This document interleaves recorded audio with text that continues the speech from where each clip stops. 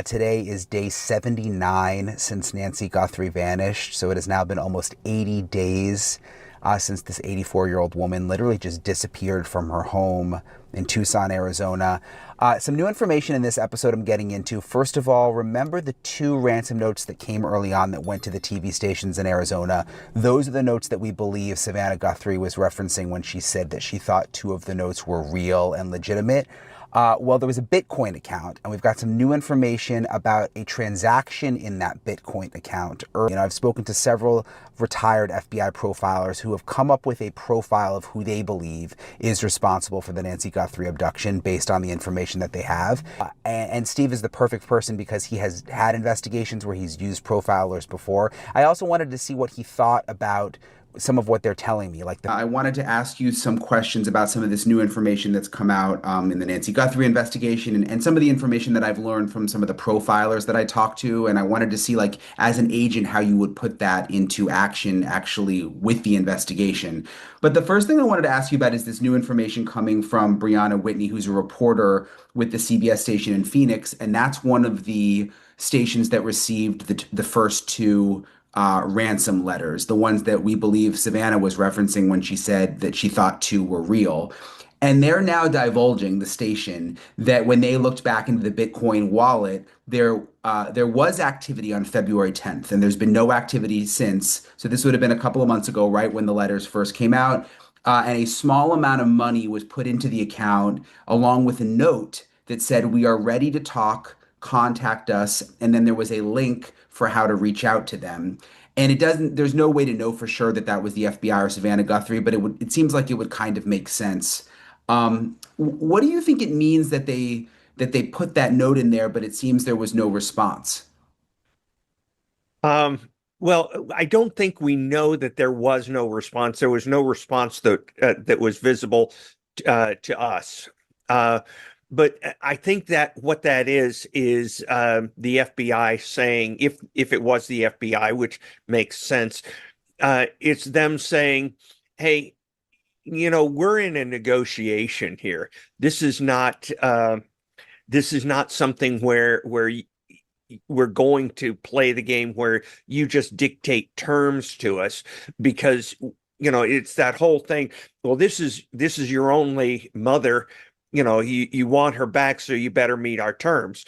And they would say, "We're your only victims, so if you don't get money from us, you don't get a dime." So we're both in this a zero-sum end game. I mean, this is big.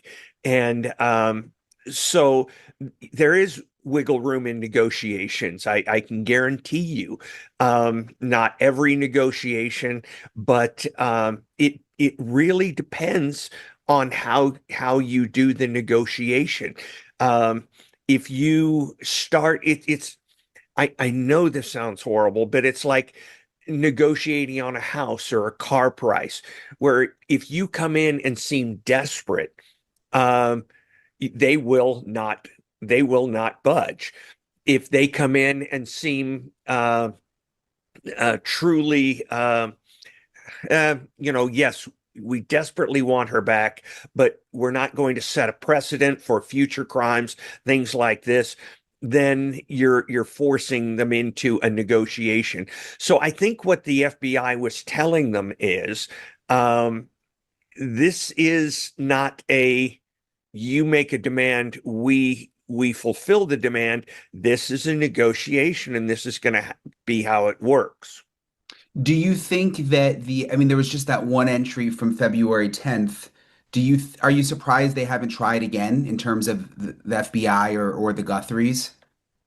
I I'm not, but again, I don't know what they know. Maybe I would be surprised. And in the FBI, um, in the same case, there's going to be a case agent, there's going to be a supervisor, there's going to be the supervisor's boss, the assistant special agent in charge, and then it goes all the way to the president in this case. So there could be, it would be astounding to me if there wasn't disagreement within them, within the team, on what the best strategy is going forward. And I've never been in a situation where there wasn't. Somebody saying, they sound crazy. Just pay them. What do we got to lose? Well, we've got to lose everything on this case and the victim and a precedent set for other cases. And so both sides come with strong arguments. How much do you think they're consulting the family in the decision of whether to reach out again? They're going to consult them before every significant move and a lot of insignificant moves. But they won't be in the Guthries won't be in the squad bay or the FBI conference room when they determine what their strategy recommendations are going to be. And certainly, I mean, think of it this way: it is not this relationship, but it has some similarities to a person who is on trial and they have an attorney. That attorney is an expert in the law, and they've seen this type of case so many times. But if the defendant wants to plead guilty, you can't talk him out of it. I mean, I'm sure you could try, but ultimately the decision is going to rest with the defendant. And in the FBI, it's very clear when you're going through training and when you start working these types of cases that you are working as an adjunct to the victims. You are trying to help them. At the same time, you are trying to capture the kidnapper. And so, it comes down to what's more important, capturing the kidnapper or getting the victim back. And that's where the rub comes in, usually. I used to argue that there's no difference. If you get the victim, you get the kidnapper. If you get the kidnapper, you get the victim if they're still alive. I'm just thinking, I mean, from the Guthrie's perspective, there doesn't seem to be much going on right now from what we know from our sources behind the scenes. Like they're not making a ton of progress. Right. They don't seem to know who this person is who took Nancy or, Mhm. or exactly what happened. And this may be the only real link that they have. If Yeah. Savannah is saying we believe those two are real, um, like I just don't know that I would be able to resist if that was my mom being like, let's get back in that Bitcoin account. Like, even now, like you're up every night, like, screw it. Let's put more money in there and just see what happens. Right. Right. Um, and I think some people would argue that puts you at a disadvantage. That if the person had um Nancy alive and wanted to return her, they would be the one contacting the FBI. Um, it doesn't. I don't think it's going to be. I mean, if if the kidnappers were amenable to discussing it, they would have bit on the first one. Hmm. It and of course, it doesn't mean they didn't. See, the problem I have here is the kidnappers or the people demanding the ransom, we'll say that way, um, were negotiating in bad faith from day one. They would provide no proof of life. They didn't take Nancy's safety into consideration, according to physical evidence at the scene. Everything they did was in bad faith, and so it's like negotiating with Iran.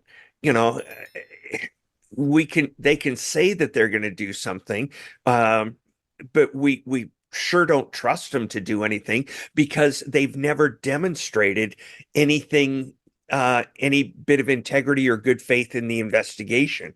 One of the main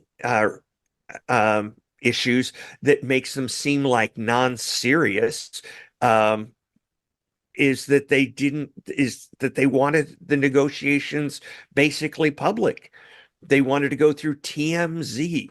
They wanted to go through TV networks. If you wanted an intermediary to pass on stuff, you could choose people other than the media. They wanted this public. Day 79. That number means something. It means 79 mornings that began without answers. 79 nights that ended the same way. 79 days since an 84-year-old woman walked out of her life in Tucson, Arizona, and simply did not come back. No confirmed sightings, no verified contact, no proof that Nancy Guthrie was even still alive. By this point in an investigation, momentum is everything. Cases have windows. Evidence has a shelf life. The longer the silence stretches, the harder the questions become. Not just for law enforcement, but for the family sitting at home, staring at a phone that doesn't ring. And then something appeared. Not at a press conference. Not in a headline. It showed up inside a Bitcoin wallet. A single line of text, quiet and deliberate. We are ready to talk. What investigators did next, and more importantly, what they chose not to do, may be the reason everything that followed went completely silent. But before we get into that, if this is your first time on the channel, welcome to Evidence True Crime. This channel exists for one reason: the cases that don't get resolved. The ones that stay open. The ones where someone, somewhere, still knows something. If this kind of work matters to you, take 10 seconds right now. Subscribe, hit the bell, leave a comment. It costs you nothing, and it keeps this investigation alive on the platform. Every watch, every share, every comment tells the algorithm this story deserves to be heard. Now, let's get into it. Nancy Guthrie disappeared from her home in Tucson, Arizona. 84 years old. No signs of a struggle that made obvious sense. No clear forced entry. No clear exit point. Just an absence, where a person used to be. In the early days, the case generated the kind of attention that comes when a public figure's family is involved. Because Nancy isn't just a missing woman from Arizona. She is the mother of Savannah Guthrie, a nationally recognized face, a name most Americans know. And that visibility changed the shape of this investigation from the very beginning. 2 ransom letters arrived at local television stations. Not sent to police, not sent to the family directly, sent to the media. And sources close to the situation indicated that Savannah herself believed at least 2 of those notes were genuine. Not fabrications, not noise, but real communication from whoever took her mother. That belief mattered, because it meant the investigation wasn't just tracking a disappearance. It was tracking a negotiation. And then came February 10th. That was the day movement was recorded inside the Bitcoin wallet attached to one of those letters. A small transaction, not a payment, not a demand, something more calculated than that. A deposit accompanied by a message. We are ready to talk. Contact us, followed by a link. A way in. Now, no one has officially confirmed the source of that message. The FBI has not publicly disclosed its internal strategy around the Bitcoin wallet. But when you look at the mechanics of it, a small, deliberate deposit, a direct invitation to communicate, the most likely explanation is that it came from either the FBI itself or from members of the Guthrie family. Which means that on February 10th, someone chose not to wait. They stepped into that channel. They put something on the table. They said, "We're here." And then, nothing. No reply. No counteroffer. No proof of life. No follow-up of any kind. Just silence. If you are a person of faith, please say a prayer for Nancy Guthrie right now. Pray that she is found. Pray that she is safe. Pray for Savannah. For Annie. For every member of this family, living inside this uncertainty. Pray that the evidence leads where it needs to go. Pray that the truth comes to light, wherever it points. And if prayer is not your practice, hold Nancy in your thoughts. Hold this entire family. Because that is what this channel is for. Not theories. Her. Type amen in the comments right now. Type her name Nancy Guthrie, so the world keeps seeing it. To understand why that silence matters, you have to understand how the FBI approaches ransom negotiations, because it is not what most people expect. The instinct, when someone you love is being held, is compliance. Whatever they want, whatever it takes. You want her back, so you pay. That logic is human. It is understandable. But it is exactly the logic that experienced kidnappers depend on, and exactly the logic that trained investigators are specifically designed to counter. Because here is the reality of a ransom negotiation from the FBI's perspective. The moment you appear desperate, you lose the room. You don't just weaken your own position. You potentially endanger the victim, because desperation signals that the family will absorb whatever pressure is applied. And if someone believes they can escalate without consequence, they will. So the FBI's posture in situations like this is deliberate, measured, almost cold in its precision. They don't just respond, they reframe. They make it clear that this is not a situation where demands are made and obeyed. This is a conversation. And like any conversation, both sides have to show up. The message sent on February 10th communicated exactly that. We're in this with you. This is a negotiation. Come back to the table. And then, they waited. That's not a mistake. That's strategy. But here's the question that doesn't go away. They waited, and no one came. Think about that from both sides. If you are the person holding Nancy Guthrie, or claiming to, and the FBI makes contact, you now have options. You can respond and begin a real negotiation. You can test them, push back, see how flexible they are. You can use proof of life as leverage to bring the other side in closer. But what you almost certainly would not do, if your goal is a ransom payout, is go silent. Because silence doesn't get you paid. It doesn't build pressure in your favor. It doesn't move the victim's family toward compliance. It just stops everything. And that is exactly what happened. Which means one of two things. Either the person behind the ransom letters panicked, realized the FBI had entered the channel and pulled back out of fear. Or the ransom was never the real objective. And that second possibility is the one that started reshaping the entire investigation. When a case like this stalls, when the obvious paths stop producing movement, investigators reach for tools that work differently. Not forensics, not surveillance footage, not bank records. Something older, more behavioral, more psychological. They call in profilers. Not the dramatized version, not the televised caricature who closes their eyes and conjures a name. Real profilers work from data, from pattern recognition, from decades of case files, behavior clusters, statistical baselines, and the studied understanding of why people do what they do, and more importantly, how they do it, because how is often more revealing than why. Several retired FBI profilers were consulted in connection with the Nancy Guthrie case. And what they came back with was not a name. It was a framework, a way of understanding the kind of person capable of this. And it started with a number, 92%. That is the percentage of women who are murdered by someone they already know. Not strangers, not random actors. People with a prior connection, a name in the same orbit, a face that would not have triggered immediate alarm. Now, investigators were not confirming at this stage that Nancy had been murdered. Officially, she remained a missing person. But cases do not exist in isolation. They exist inside patterns. And when you place what happened to Nancy Guthrie alongside that 92%, the direction becomes difficult to ignore. Because it means the person who took her almost certainly knew where she lived, knew her routine, knew enough about her life to feel confident approaching her space, confident enough to enter it, take her, and leave without triggering an immediate response.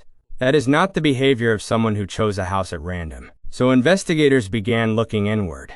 Not outward at the broader world, but inward, into Nancy's life, her daily patterns, every person who had meaningful or incidental contact with her over the years. And here is where profiling challenges the assumptions most people carry into a case like this.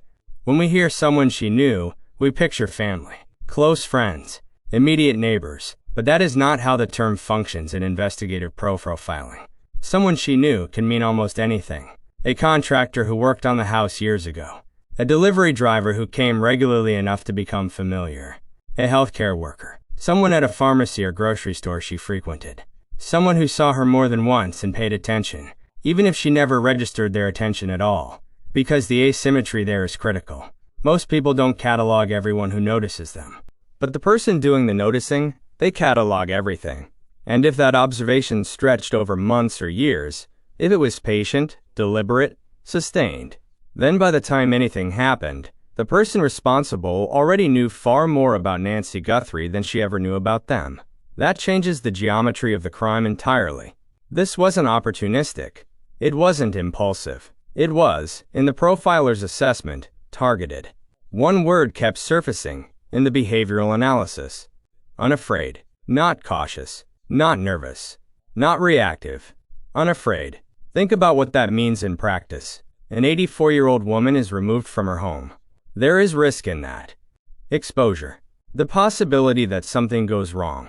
That someone sees something. That a detail doesn't go as planned.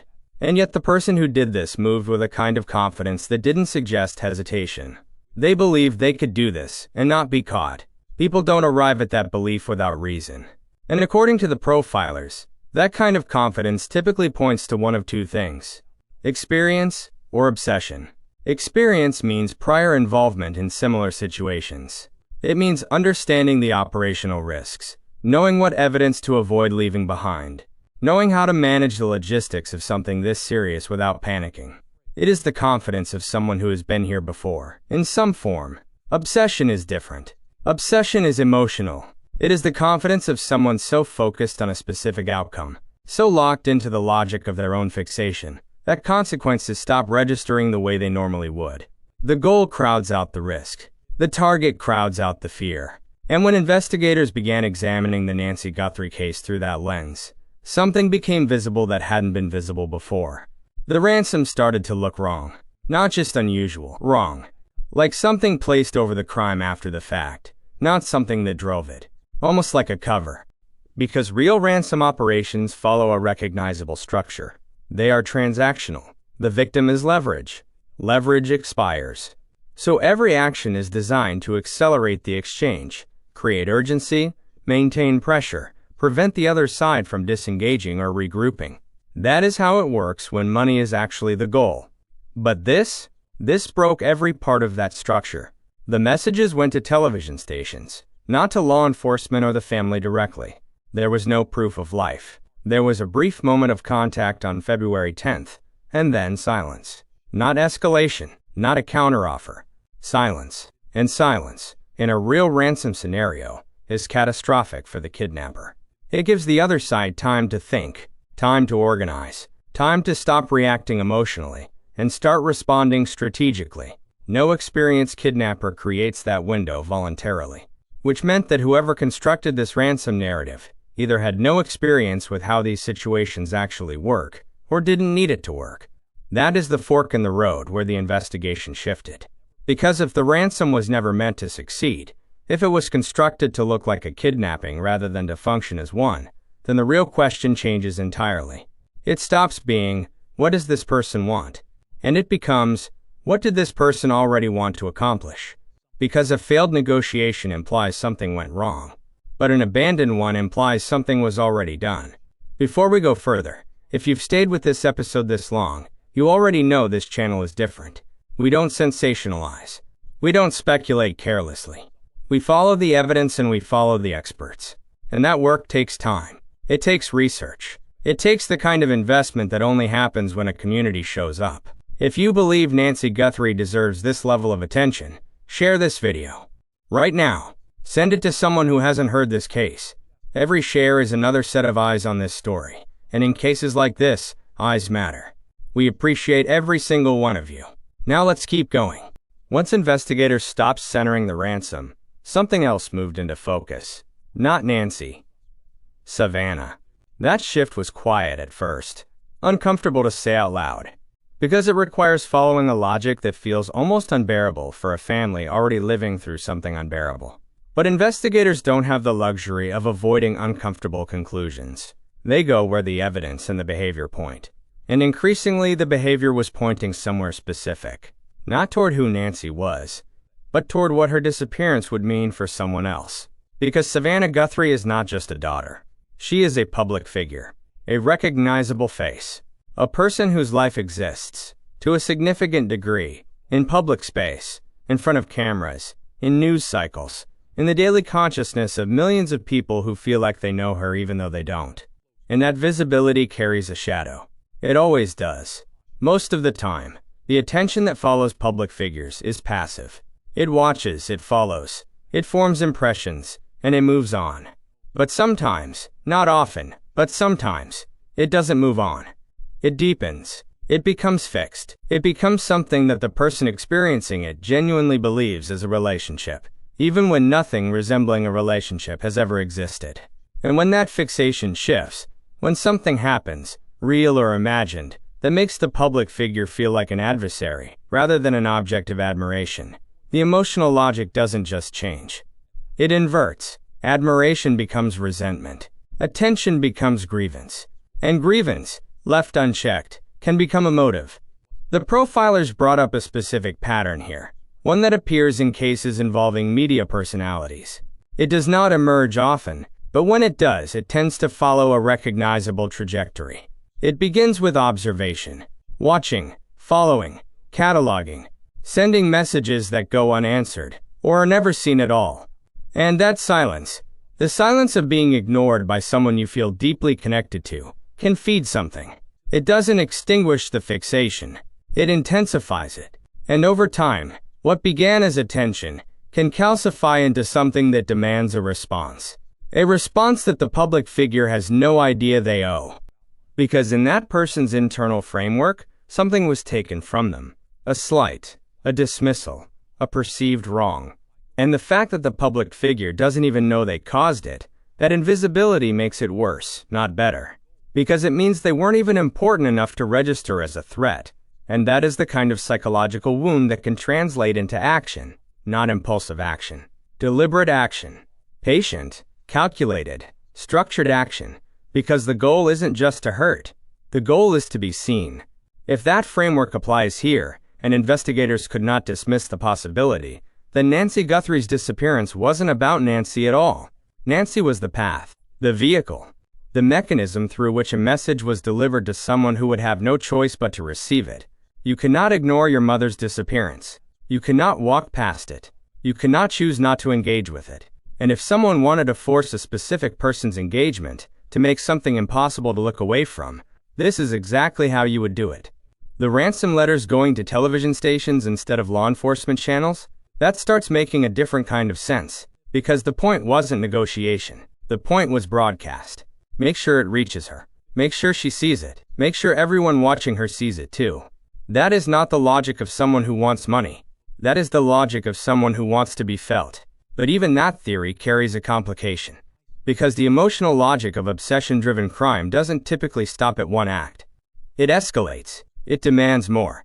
If the goal was visibility, if the goal was to make Savannah feel something, then the silence that followed the February 10th contact is still unexplained. Someone seeking that kind of attention doesn't disappear. They push harder. They find new ways in. They do not construct an elaborate mechanism for communication and then simply walk away from it, unless they weren't working alone. That idea arrived quietly in the investigation, but it didn't leave. Because there is a dynamic that appears in certain complex cases. A separation between the person who conceived the act and the person who carried it out. The architect and the executor. The one with the motive and the one with the access. And when those two roles are filled by different people, things don't always align. The executor may not fully understand the objective. They may carry out their part and then stop, either because they were never told what came next, or because something went wrong in the original plan. That kind of fracture could explain a great deal here. Why the communication stopped. Why the ransom never progressed. Why everything built to a certain point, and then simply froze. Because if the person who took Nancy was acting on someone else's direction, then their behavior after the fact was only as coherent as the instructions they were given. And if those instructions had gaps, or if something changed in the execution, then the silence isn't inexplicable. It's the sound of a plan that broke before it finished.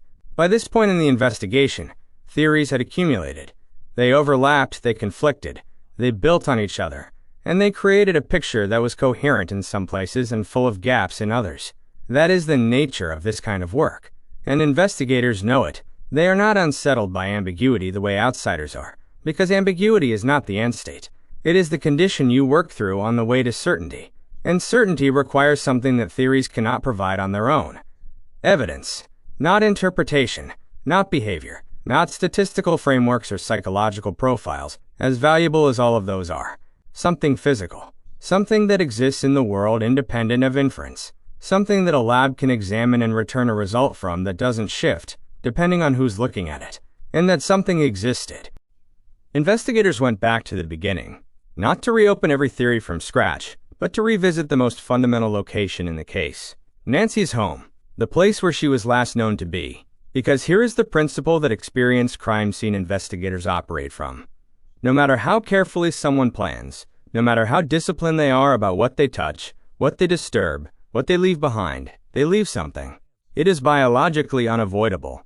Human beings shed constantly. Hair. Skin cells. Microscopic biological material that follows us into every space we occupy. You do not have to struggle with someone. You do not have to stay long. You just have to exist in a space for a matter of minutes, and something of you remains there. So they went through everything. The bed. The sheets. Every surface. Every corner of every room where something might have happened. Because if someone entered Nancy's home, if someone was inside that space with her, then somewhere in that space, they left themselves behind. And they found it. A single strand of hair. On its own, that doesn't sound like much. Hair is fragile. Hair is easy to contaminate. Hair gets transferred and moved in ways that complicate interpretation. And depending on how the strand was recovered, whether it included the root, the follicle, the portion richest in extractable DNA, what you can learn from it varies dramatically. Initial testing told investigators something, but not enough, so they made a decision. They sent it to Quantico, to the FBI's forensic laboratory, one of the most sophisticated analytical facilities in the world, equipped with techniques that were not available to investigators even a few years ago. Techniques that can extract usable profiles from material that older methods could not process. Techniques that, if the evidence holds, can turn a strand of hair into a name. That decision is significant, not because Quantico is simply a better lab, though it is, but because when something gets sent there, it signals a specific level of commitment from the investigators involved. They believe this piece of evidence could be the fulcrum, the point at which everything else pivots. Here is what DNA can and cannot do in a situation like this, because the distinction matters. If the strand produces a clean profile, if there is sufficient biological material, if it has not degraded, if it has not been contaminated, then that profile can be entered into databases and compared against known samples. CODIS, the National DNA Database, contains profiles from millions of individuals. If the person who left that strand has a prior arrest or conviction, a match is possible. Fast, definitive, actionable. But if there is no hit, if the profile is real, but the person behind it has never been processed into the system, then the process becomes genealogical. Investigators look for partial matches, relatives, distant connections that can be traced up and across a family tree until a living match narrows the field to a specific individual. That process is slower. It requires more resources. But it works. It has broken cases that were considered unsolvable.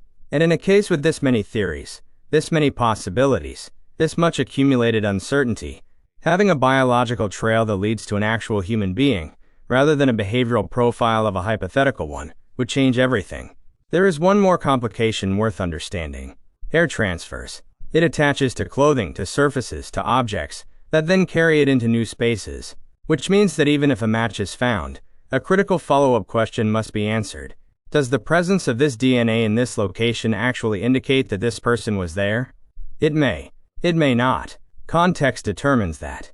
And investigators will build that context, examining the specific location the strand was recovered from, the circumstances of the recovery, what the presence of that hair in that exact space either explains or demands explanation for. Because if someone's hair is found in Nancy Guthrie's bedroom, and that person cannot provide a credible, verifiable reason for why it would be there, that strand stops being a clue and becomes a problem. Their problem. Every crime leaves two kinds of evidence. The kind you can see, physical, forensic, tangible, and the kind that exists in behavior, in the decisions made before, during, and after the act, in what someone did and what they didn't do, in how they moved through the aftermath, and whether that movement matched who they claimed to be. Behavioral evidence doesn't show up in a lab. It shows up in patterns. And this case is built on patterns that don't line up. Start with the ransom itself, not as a financial mechanism, but as a design choice. Because whoever constructed this communication made a decision that runs completely counter to how experienced criminals operate. They took it public, not a direct line to law enforcement, not a private channel to the family, television stations, the media, the broadest possible audience for what should have been a controlled, secret negotiation.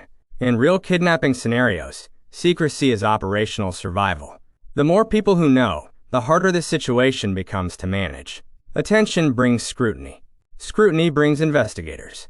Investigators bring resources and pressure. Every experienced criminal in this space understands that the media is not a tool. It is a liability. unless the media was exactly what this person wanted. Because there is a specific type of actor who seeks public attention in a crime. Not the one who wants to get away with something. The one who wants to be witnessed. The one for whom the act itself is insufficient, without an audience. For whom the attention is not a side effect of the crime, but its purpose. If that was the case here, then the ransom was not a failure. The ransom did exactly what it was supposed to do. It put the story in front of millions of people. It forced a public figure to respond publicly. It created, in real time, the kind of visibility that cannot be manufactured any other way. But here is where that theory also breaks down. Because if attention was the goal, if visibility was the objective, then the silence that followed the February 10th contact remains a problem. People who want to be witnessed do not go dark. They escalate. They find new ways to make themselves seen. They do not build a stage and then abandon it. Which suggests one of two possibilities. Either the objective was completed before the communication even opened, before the Bitcoin wallet, before the messages, before any of it reached the public, and everything that came after was theater. A performance designed not to advance a plan, but to obscure one. Or something went wrong. Something changed after the act. Something that made continuing impossible or inadvisable. And that brings us back to the person. Because no matter how carefully someone plans, the plan only exists in anticipation.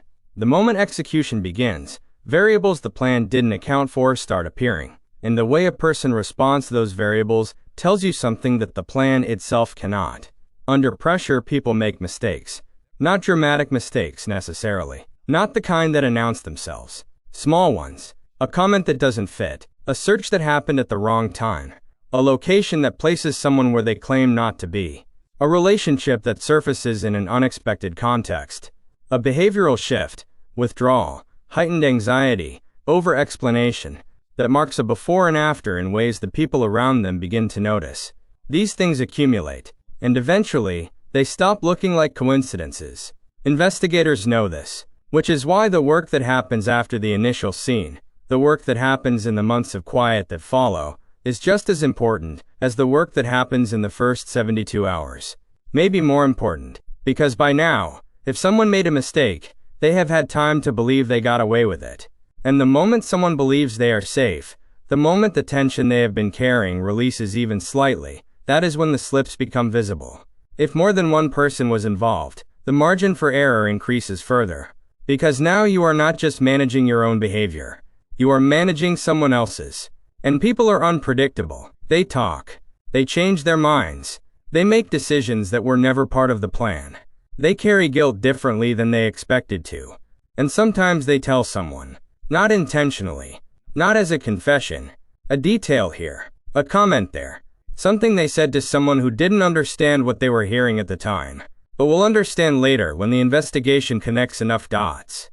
That is why investigators in cases like this never stop asking for tips. Not because they expect a dramatic revelation, but because the smallest observation, something that felt minor, something a person wasn't sure was worth mentioning, can be the piece that unlocks everything adjacent to it. The FBI tip line is 1-800-CALL-FBI. The reward for information leading to Nancy's location remains active. If you heard something, if you saw something, if someone said something to you that you have been carrying and weren't sure what to do with, the time to share it is now. There is a specific kind of silence that investigators learn to read differently than the rest of us. Most people experience silence as an absence of information, an absence of movement, an absence of resolution. And in that absence, it is easy to assume that nothing is happening, that the case has stalled, that the investigation has lost momentum, that the answers are further away than they were before. But that is not how silence functions inside an active investigation. Silence, in this context, is not absence.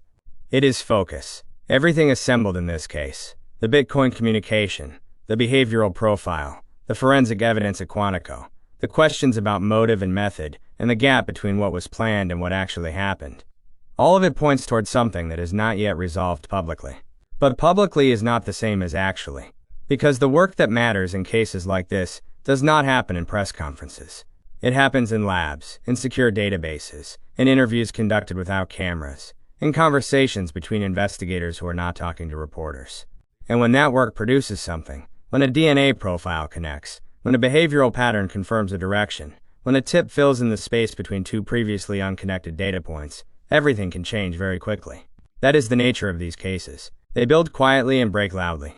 So where does this leave the investigation? The ransom, as designed, failed to function as a real negotiation, and the behavioral evidence suggests it may never have been intended to.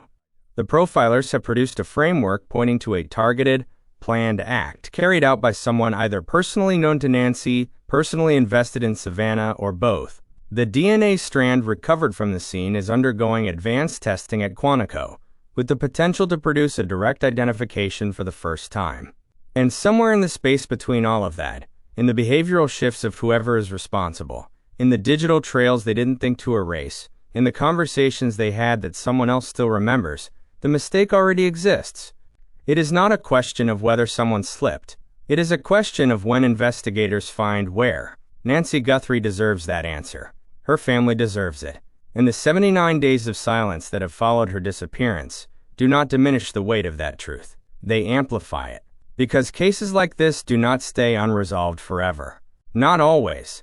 Not when the work is this sustained, this methodical, this relentless. It will answer why. And in a case this complicated, this layered, this deliberately constructed to resist resolution, understanding the why may be the most important thing of all. If you have information about Nancy Guthrie's disappearance, contact the FBI tip line at 1-800-CALL-FBI. A reward is being offered for information leading to her location. This case remains open. Before you go, if this episode gave you something to think about, the best thing you can do is share it. Not just for the channel. For Nancy, every person who watches this story is one more set of eyes on a case that still needs to be solved. Subscribe if you haven't. Leave a comment with your thoughts. We read every single one. This is Evidence True Crime. We'll be back with more. Stay with it.